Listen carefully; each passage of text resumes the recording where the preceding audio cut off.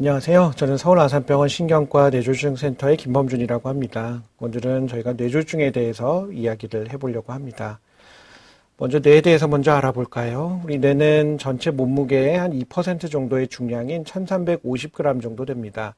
그럼에도 불구하고 전체 혈류의 20에서 25% 정도를 받아서 생활을 하고 있죠. 굉장히 많은 혈류를 받아서 많은 에너지를 소비하고 있습니다. 주로 포도당을 이용해 가지고 생각을 하거나 또는 움직이거나 이런 것들을 지시하는 데 사용하고 있습니다. 우리의 몸은 자게 되면 보통 근육은 쉬게 된다고 얘기를 하는데 뇌는 쉬는 시간이 없습니다. 밤에도 계속 활발하게 활동을 하지요. 그러다 보니까 꿈도 꾸게 되고 또 이 에너지 소비도 그만큼 많게 됩니다. 우리 뇌는 신경세포로 이루어져 있는데 1000억 개 정도의 신경세포로 이루어져 있다고 합니다. 그리고 신경세포와 세포가 만나는 부분에 시냅스라고 하는 부분이 있는데 1000조 개의 시냅스로 이루어져 있죠. 그만큼 다양한 길을 통해 가지고 신경이 전도가 된다고 하면 다양한 역할을 그만큼 할 수 있게 된다는 이야기라고 볼 수 있습니다. 뇌를 바깥쪽에서 한번 볼까요? 이렇게 생겼습니다.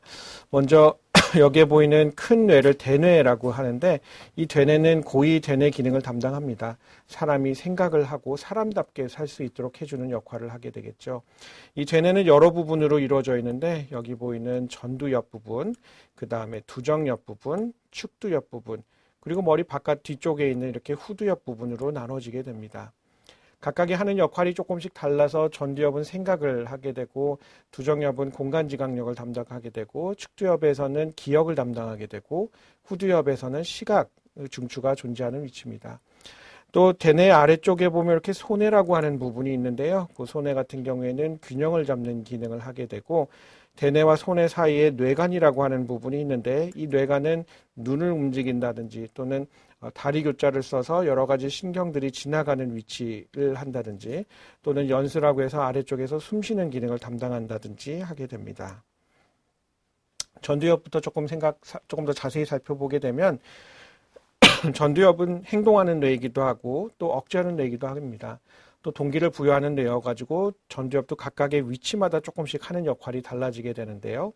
특히나 이 분은 미국에서 철도를 깔던 분인데 불의의 사고로 뇌, 특히 전두엽 부분을 다치게 됩니다.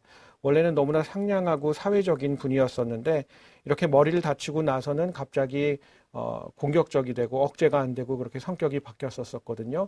그만큼 전두엽은 뭔가 억제를 담당하는 뇌라는 것을 반증하는 그런 경우라고 얘기를 할 수가 있겠습니다. 혹시 뻐꾸기 둥지로 날아간 새라는 영화를 아시나요? 거기에 보면 마지막 장면에 주인공이 뇌 수술을 받고 나서 이렇게 멍하게 있는 장면을 볼 수가 있는데 과거만 해도 이 정신병을 앓고 있는 분들한테 전두엽 절제술이라는 수술을 했었습니다. 이 수술을 받고 나면 갑자기 환자가 조용해지죠. 왜냐하면 동기가 부여되는 뇌를 망가뜨리기 때문에 뭔가를 하지 않도록 하는 그런 수술을 하기도 했었습니다. 또 전두엽에는 재미있는 세포가 하나 있는데요. 바로 거울세포라고 하는 세포입니다. 이 원숭이가 바나나를 잡았을 때 뇌가 각성되는 부분이 존재하는데 그 부분뿐만 아니라 이 바나나를 주게 됐을 때 그거를 잡는 상상을 하더라도 이 활동하게 되는 그런 뇌의 부분이 있습니다. 이 세포가 바로 거울세포인데요. 다른 사람이 뭔가를 하는 것을 본인이 교감하는 그런 세포입니다. 그러다 보니까 이런 거울세포가 망가지게 되면은 자폐증이 같은 그런 증상이 나타날 수도 있게 됩니다. 뇌 전두엽에 있어서도 가장 중요한 역할 중에 하나는 바로 운동 기능을 담당하는 세포들이 있습니다. 운동 기능이 망가지면 마비가 생기게 되겠죠. 대표적으로 안면마비가 일어날 수가 있는데 안면마비에 얼굴에 뭔가가 근육이 움직이지 않는다는 얘기죠. 이 안면마비가 생기면은 두 가지 타입이 있습니다. 하나는 뇌가 망가져서 생기는 안면마비는 주로 얼굴 아래쪽 부분이 많이 망가져가지고 아래쪽에 입술이 잘 움직이지 않거든요. 반면에 이 뇌가 아니라 여기서 나오는 신경이 망가져서 생기는 것을 우리가 안면신경마비, 벨마비 또는 한방에서 구안화사라고 하는 그런 병인데 이런 경우는 얼굴의 위쪽 부분까지도 망가지게 됩니다. 그러다 보니까 눈이 감기지 않는다거나 이마에 주름이 잡히지 않는다거나 하는 증상이 같이 생기게 되죠. 그래서 안면마비가 있을 때 뇌경색인지 또는 안면신경마비인지는 우리가 눈을 감아 보세요 해서 눈을 잘 감으면 이건 뇌경색일 수 있구나. 눈을 잘 못 감으면 이거는 구안화사, 벨마비구나 라고 우리가 생각을 하게 됩니다. 근데 이 얼굴을 움직이는 근육은 삼키는 근육이랑도 같이 잘 조화롭게 움직여야 되는데 만약에는 안면 근육에 마비가 있는 분들은 잘 삼키지를 못하게 되거든요. 그러다 보니까 뇌경색 초기에 이 삼킴 장애가 생기게 되면 잘못하면 폐렴이 생길 수가 있습니다. 특히나 이게 잘못 삼키다 폐로 넘어가면은 그게 중력의 영향을 받아서 폐의 가장 아래쪽 부분에 염증을 일으키게 되거든요. 이런 경우를 흡인성 폐렴이라고 하고 특징적으로 이렇게 폐 아래쪽에 이렇게 염증이 생기는 것으로 알려져 있습니다. 자, 팔다리 마비도 뇌졸 중에 가장 흔한 증상이고 가장 빨리 알아차려야 되는 증상입니다. 그래서 저희가 자가 검사하는 방법을 만들어 놨는데요. 이렇게 앞으로 나란히를 시키고 나서 눈을 감고 한 10가지 세도록 얘기를 합니다. 딱 눈을 뜨셨는데 팔이 양쪽이 똑같이 있으면 마비가 없는 경우입니다. 그런데 만약에 한쪽 팔이 이렇게 떨어진다거나 또는 이렇게 돌아가 있다고 하면 마비가 있는 걸로 생각을 하고, 그런 경우에는 이제 빨리 병원에 가셔서 적절한 치료를 받아야 되겠죠. 재밌는 거는 저희가 오른쪽 뇌가 망가지면 왼쪽 팔다리에 마비가 생기고, 왼쪽 뇌가 망가지면 오른쪽 팔다리에 마비가 생기게 됩니다. 저희가 만약에 그 건강검진에서 나는 경동맥이 오른쪽이 좁아져 있어, 이렇게 아시게 되는 분들은 항상 혹시 왼쪽에 마비가 생기지 않는지를 눈여겨서 볼 필요가 있겠지요.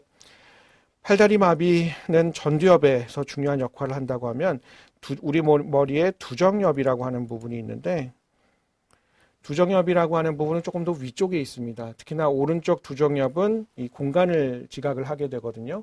그러다 보니까 이렇게 시계를 따라서 그리라고 얘기를 하면 한쪽 시계를 잘 못 그린다거나, 또는 집을 따라서 그리라고 하면 집을 따라서 그리지 못하거나 하는 증상을 보일 수 있습니다. 또 환자가 수염을 깎는데 이 왼쪽 얼굴은 인지를 못해가지고 오른쪽만 열심히 깎고 오는 그런 경우들도 보이게 되겠죠. 아래쪽에 보면은 요 분은 두정엽 쪽에 뇌경색이 있었던 분인데 회복이 되면서 어떻게 그림이 변하는지를 보여주는 그림입니다. 자세히 보시게 되면 요 위쪽 부분은 위쪽에 있는 그림은 더 왼쪽을 잘 인지를 못해가지고 별로 못 그렸는데, 환자가 회복될수록 보면 오른쪽과 왼쪽이 균형이 맞게 잘 그려지는 그런 것들을 볼 수가 있게 됩니다. 자, 오른쪽 뇌는 그런 역할을 한다 그러면 왼쪽 뇌는 어떤 역할을 할까요? 왼쪽 뇌는 언어를 담당합니다. 만약에 지금 방송을 듣고 계시는 분이 오른손잡이라 그러면 왼쪽 뇌가 우성반구의 확률이 99%가 됩니다. 반면에 만약에 왼손잡이라고 한다면 우성반구, 언어를 담당하는 뇌가 왼쪽에 있을 가능성이 50%, 오른쪽에 있을 가능성이 50%입니다. 어쨌든 이 왼쪽에 있는 대부분의 경우에 언어장애, 언어 중추는 왼쪽에 존재하게 되는데, 이 언어도 여러 가지가 있죠. 뭐 말하는 것도 있고, 듣는 것도 있고, 읽는 것도 있고, 쓰는 것도 있을 겁니다. 이 두 가지가 서로 조금 다른 위치에 있어서, 특히나 말하는 걸 담당하는 거는 머리에 조금 더 앞쪽에, 전두엽 쪽에 있고, 이 말을 알아듣는 거는 축두엽 쪽에 있습니다. 그러다 보니까 한쪽만 뇌경색이 생기면 환자가 말을 잘 못하는데 잘 알아들을 수는 있고, 반면에 잘 알아듣질 못하는데 말은 또 잘하는 그런 종류의 언어장애가 생기기도 합니다.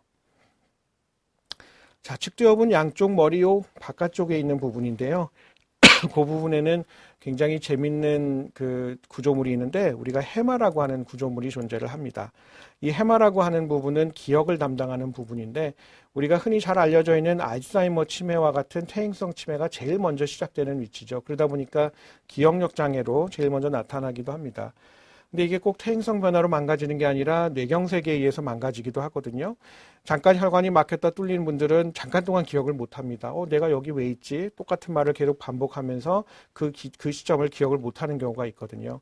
그것도 역시나 이제 뇌경색의 전조 증상인 일과성 허혈성 발작의 한 종류를 생각합니다. 치매랑은 달라서 영구적으로 손상이 남을 가능성은 없지만, 그걸 놓치고 있다가 뇌경색이 꽝 생기게 되면은 영구적인 장애를 일으킬 수가 있기 때문에 잘 알고 있어야 되는 그런 증상이라고 얘기할 수 있겠습니다.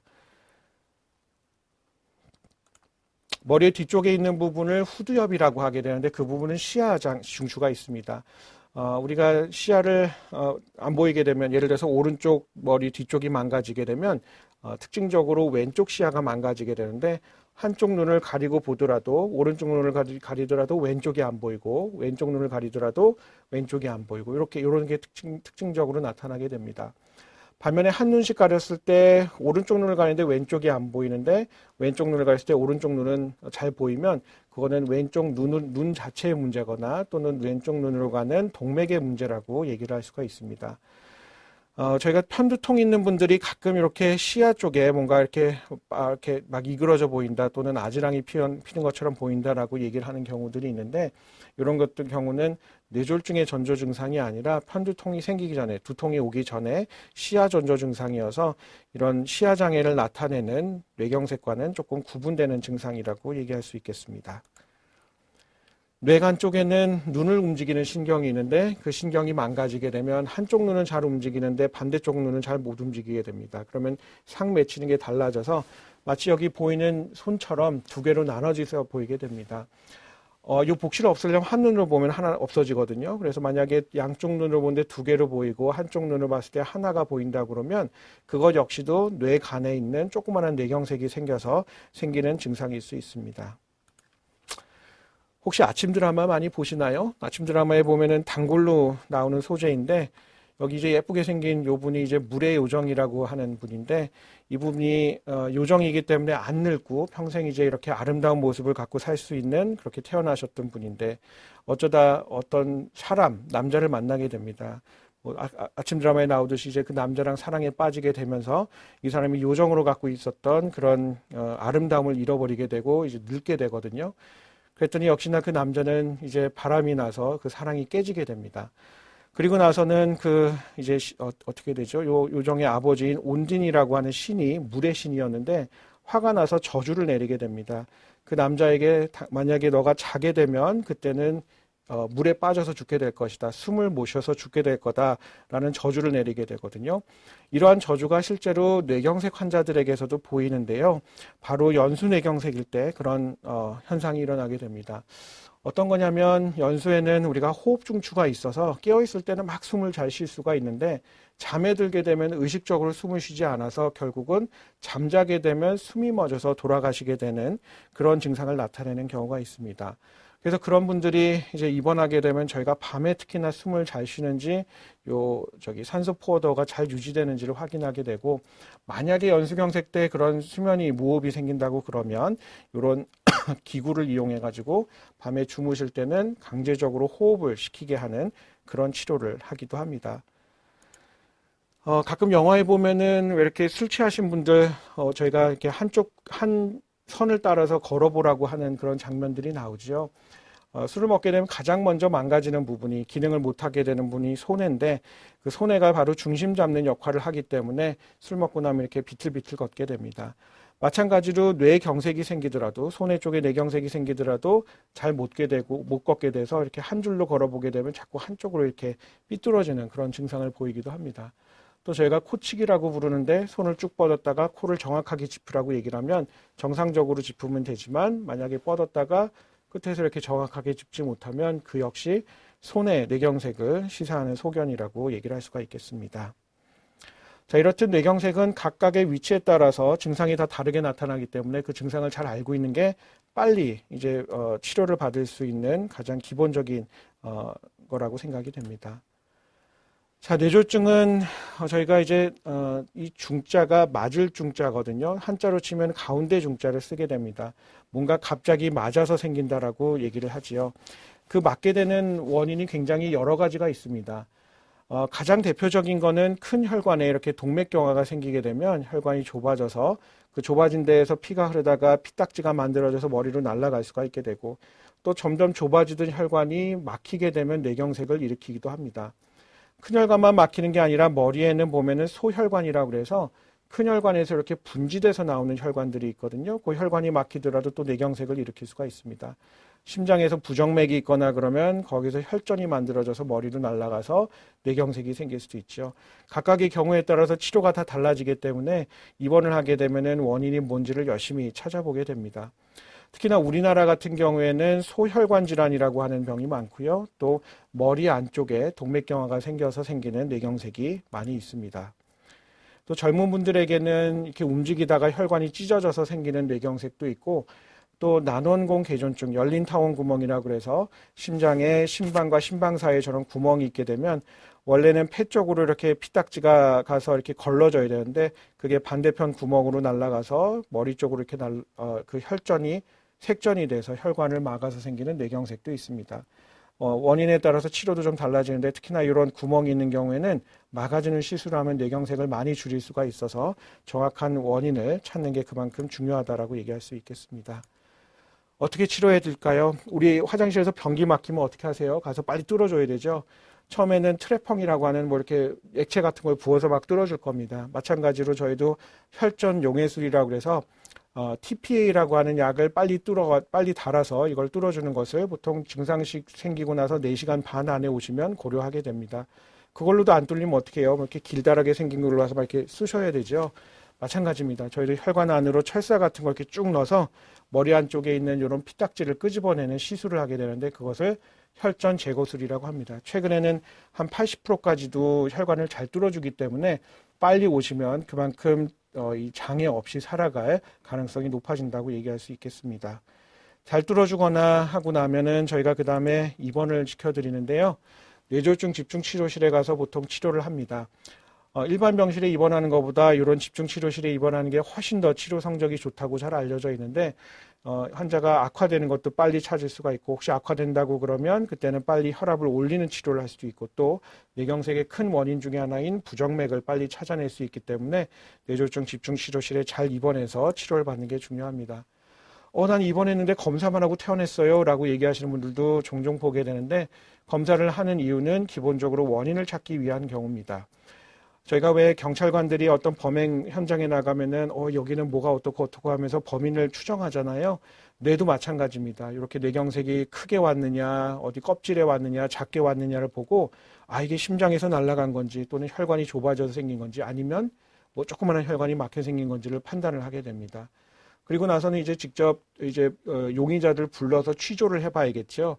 아까 큰 용의자가 혈관이랑 심장이 있다라고 얘기를 드렸는데 혈관 같은 경우에 이렇게 고해상도 MRI를 찍어보면 얘가 얼마나 흉악범처럼 생겼는지 또 혈관이 찢어진 건지 그 안에 동맥경화가 있는 것을 찾아서 우리가 정확하게 치료를 할 수가 있습니다.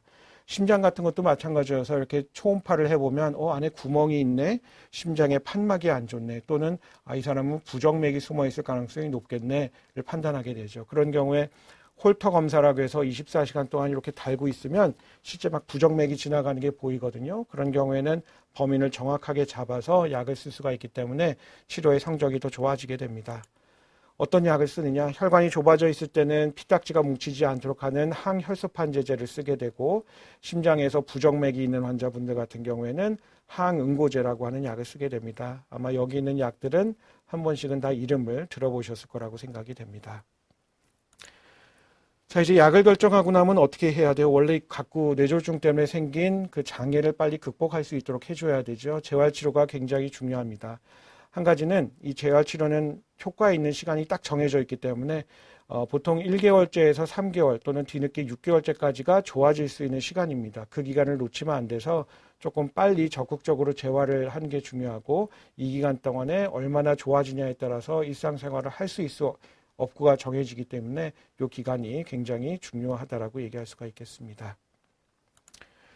자, 우리가 증상은 물론 마비가 있으면 열심히 재활해서 좋게 해줘야 되는데 실제로 그런 마비가 있는 거 말고도 간과하기 쉬운 증상들이 몇 가지가 있어요. 아마 여러분 모두 다 치매에 대해서도 걱정을 하실 텐데요. 뇌경색 자체의 재발률은 5%에서 뭐 많이 잡아봐야 20%밖에 되지 않습니다. 반면에 뇌경색이 생기고 나면 치매가 생길 확률은 20%에서 여러 번 생기면 40%까지도 올라가거든요. 따라서 이 치매가 있는지 없는지, 인지기능 장애가 있는지 없는지를 외래에서 저희가 평가를 하게 되고 필요하다면 인지기능 개선제를 써서 또 약을 쓰게 됩니다. 또 뇌경색이 생기고 나면 워낙 불편하니까 우울증도 잘 생겨요. 그래서 이 우울증 같은 게 특히나 환자들을 많이 괴롭히는 증상이기도 하고 아까 재활을 방해하는 증상이기도 해서 초기에 만약에 환자가 우울하다고 그러면 적극적으로 우울증 약을 써서 환자의 기능도 개선시켜주고 또 환자의 예후도 좋게 해주는 그런 치료를 하기도 합니다. 또 뇌경색 환자분들 제일 힘들어하는 것 중에 하나가 마비보다도 통증이에요. 전체 뇌경색 환자의 한 20% 정도는 어깨에 통증이 생깁니다. 왜냐하면 마비가 생기면 관절과 관절 사이가 이렇게 벌어지게 되기 때문에 더 덜그락덜그락거리면서 관절염도 잘 생기거든요. 또 만약에 신경이 망가져 있으면은 신경이 손상된 부분으로 쩌릿쩌릿한 통증이 중추신경통이 생기기도 합니다. 통증의 원인이 뭐냐에 따라서 치료도 달라지게 되기 때문에 원인을 잘 찾아서 그에 대한 치료를 하는 것도 중요합니다. 혈압은 뇌경색이 가장 중요한 위험인자라서 한 60% 정도를 설명하거든요. 여기서 딱 두 가지 숫자만 기억하면 큰 혈관이 좁아져 있는 경우에는 120에서 140 사이에, 소혈관 질환, 작은 혈관이 막혀서 생겼다면 110에서 130 사이로 조금 더 낮춰서 이렇게 조절하는 게 중요합니다. 집에 혈압계를 사시게 되면 이렇게 아침에 일어나서 한 5분 정도 화장실 다녀와서 5분 정도 쉬고 나서 혈압을 재서 쭉 적어 오시면 저희가 평균 혈압도 볼 수가 있고 이게 얼마나 왔다 갔다 하는지도 볼 수가 있거든요. 그런 것들을 보고 나서 혈압약을 얼마나 센 걸 써야 될지, 얼마나 길게 작용하는 걸 써야 될지, 두 번에 나눠서 쓰는 게 좋을지 이런 것들을 판단해서 저희가 치료를 하게 됩니다. 당뇨랑 고지혈증도 중요하지요. 우리가 쉽게 생각하면 일반적인 물이랑 설탕물이랑 부어보면 설탕물이 훨씬 끈적하죠. 그만큼 순환을 잘 안 시킬 겁니다. 그래서 혈당을 잘 떨어뜨려서 당화혈색소라고 하는 3개월 동안의 평균 혈당치를 보는 거를 7.0 아래로 조절을 하도록 하고, 뭐 약으로만 조절하는 거는 아니잖아요. 저희가 식사를 할 때도 과일이나 또는 믹스커피와 같이 단 거를 드시지 않도록 하는 것이 굉장히 중요합니다.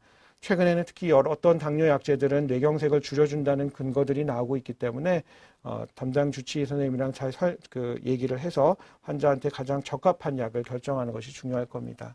고지혈증은 콜레스테롤 높으면 혈관에 때를 쌓이게 하죠. 벽에 이렇게 때를 쌓아서 쌓이게 해서 점점 더 좁게 만듭니다. 그러다 보니까 큰 혈관이 좁아져 있는 분들은 안 좋은 콜레스테롤을 70 이하로, 그리고 소혈관 질환이나 심장 질환이 있는 분들도 한 100 이하로는 조절하도록 합니다. 마찬가지로 약으로 조절하면 50% 이상의 콜레스테롤 수치를 낮출 수가 있는데, 환자 본인이 할 수 있는 것은 식사를 한다든지 운동을 하는 거겠죠. 그런 것들을 통해서도 한 5% 정도를 낮출 수가 있기 때문에 환자 본인이 할 수 있는 것도 열심히 하는 게 중요하겠습니다. 제가 오늘 강의 중에 가장 어떻게 보면 꼭 강조를 하고 싶은 부분인데, 우리가 약을 먹다 보면 중단해야 되는 경우가 분명히 있습니다. 그런데 필요 없는 경우에 약을 중단하게 되면 필요 없는 뇌경색의 위험을 감수하게 되는 경우거든요. 만약에 단순 발치를 한다거나 진단적인 내시경을 한다거나 또는 혈관이 없는 백내장 수술을 한다고 하면 그때는 약을 먹으면서 하도록 권유를 하고 있습니다. 근데 어쩔 수 없이 큰 수술을 해야 돼요. 그런 경우는 약을 끊을 수밖에 없겠죠. 그렇다고 하더라도 최소한의 기간만 끊는 것이 중요합니다.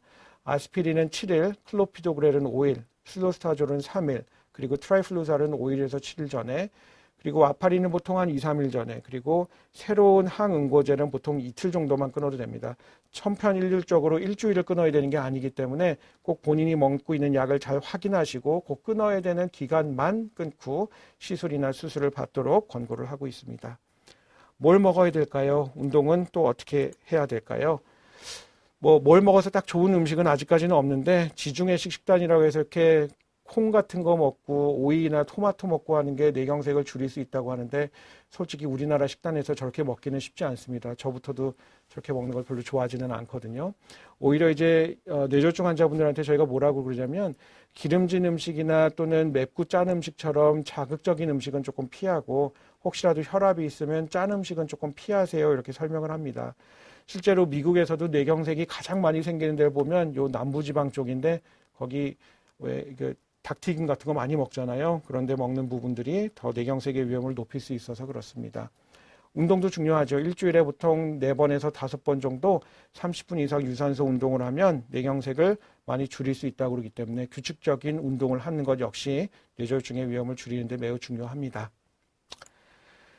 자, 우리가 건강식품 뭘 먹어야 되나요? 많이 물어요. 오메가3가 좋은가요? 크릴 오일이 좋은가요? 하지만 건강식품은 뇌졸중 약물을 대체할 수는 없습니다. 그래서 건강식품을 원하시면 드시는 것을 말리지는 않는데, 그 약을 먹었을 때 뇌경색을 줄여준다는 근거는 없어서 처방받으신 뇌경색 예방 약물들을 잘 드시는 게 제일 중요합니다.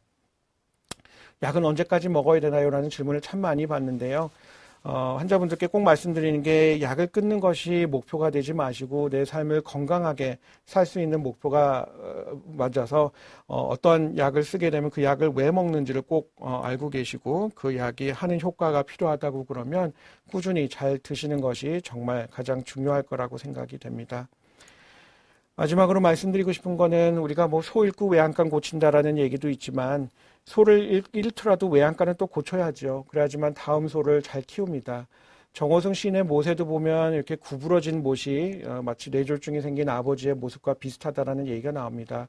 그 못도 저희가 다시 펴가지고 잘 펴가지고 또 쓸 수 있게 만들고 또 건강하게 만드는 게 중요하기 때문에 뇌경색이 한번 생기셨던 분이라고 하더라도 앞으로 다시 생기지 않도록 잘 예방하고 또 재활을 통해 가지고 환자의 기능을 좋게 한다 그러면 얼마든지 건강한 삶을 또 사실 수가 있기 때문에 그렇게 희망을 갖고 또 열심히 치료를 하면서 우리가 볼 수 있도록 하는 게 제일 중요하지 않을까 생각합니다.